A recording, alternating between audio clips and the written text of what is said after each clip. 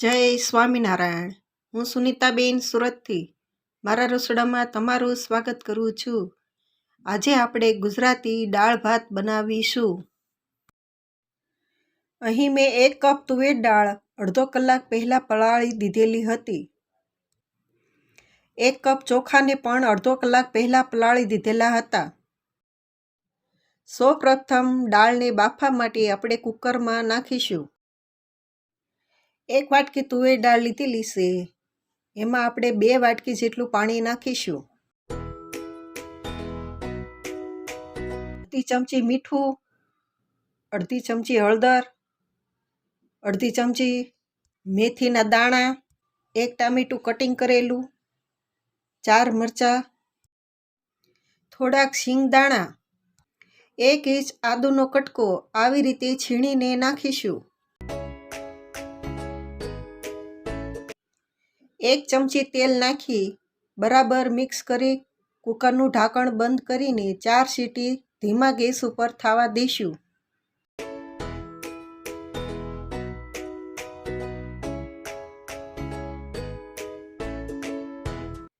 દાળ બફાઈ છે ત્યાં લગીમાં આપણે ભાતને પણ બાફવા મૂકી દઈશું। 1 તવલામાં 3 વાટકી પાણી નાખીશું। પાણી ઉકળે પછી તેમાં આપણે પલાળેલા ભાત એડ કરીશું। ભાતમાં ઉભરો આવે એટલી જ ઘડી આપણે ઢાંકણ ઢાંકીશું।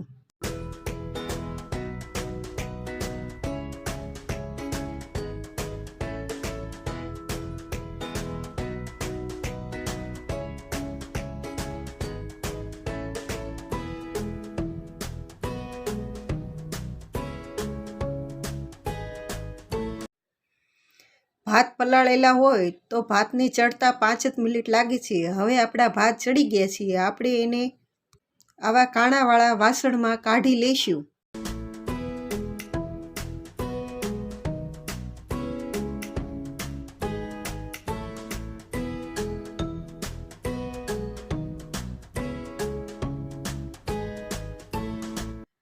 જુઓ આપણા ભાત સરસ બફાઈ ગયા છે અને છૂટા પણ છે। આ ભાતનું ઓસામણને આપણે દાળમાં એડ કરશું। હવે આપણી દાળ બફાઈ ગઈ છે। હવે આપણે આ ઝેરણી વડે તેને ઝેરી લઈશું।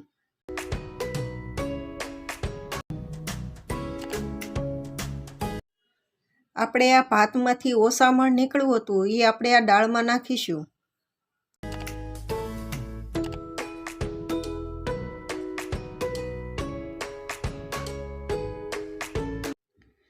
દાળ બાફતી વખતે આપણે શિંગદાણા નાખેલા હતા, એટલે આપણે આ ઝેરણીથી આપણે દાળને ઝેરીશું એટલે શિંગદાણા ભાંગી ન જાય।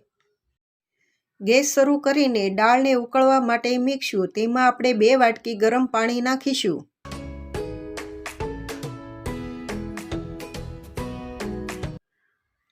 હવે ગેસ શરૂ કરીને પછી તેમાં એક કડાઈમાં 2 મોટા ચમચા તેલ નાખીશું।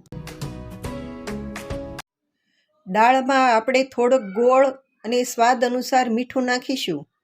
વઘાર માટેનું તેલ ગરમ થઈ ગયું છે, તેમાં અડધી ચમચી મેથી, તજ, લવિંગ, લાલ મરચાં, તમાલપત્ર અને 1 બાદિયાનું ફૂલ વઘારમાં આપણે નાખીશું। 1 ચમચી રાઈ, 1 ચમચી જીરું, અડધી ચમચી હિંગ, અડધી ચમચી હળદર, 1 ચમચી લાલ મરચું પાવડર, થોડાક લીમડાના પાન નાખીને પછી આપણે તેમાં દાળ નાખી દઈશું।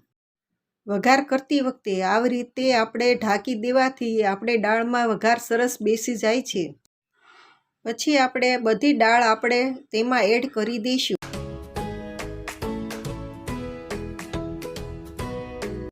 એક ટામેટું ઝીણું કટિંગ કરેલું આપણે દાળમાં નાખીશું।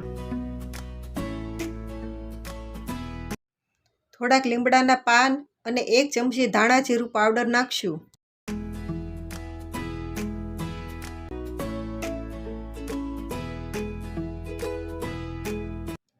ધીમા ગેસ ઉપર 2 મિનિટ સુધી દાળને ઉકળવા દઈશું।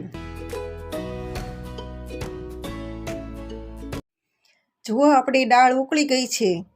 પછી તેમાં 1 મોટો લીંબુનો રસ નાખીશું।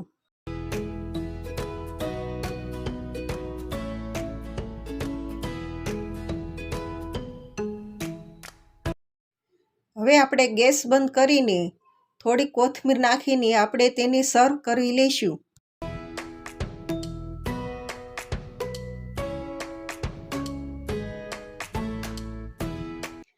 જુઓ આપણી કાઠિયાવાડી ટેસ્ટી અને ગુજરાતી ખાટી મીઠી દાળ તૈયાર થઈ ગઈ છે. આપણે હવે તેને ધાણા ભાજી નાખીને સર્વ કરી લઈશું.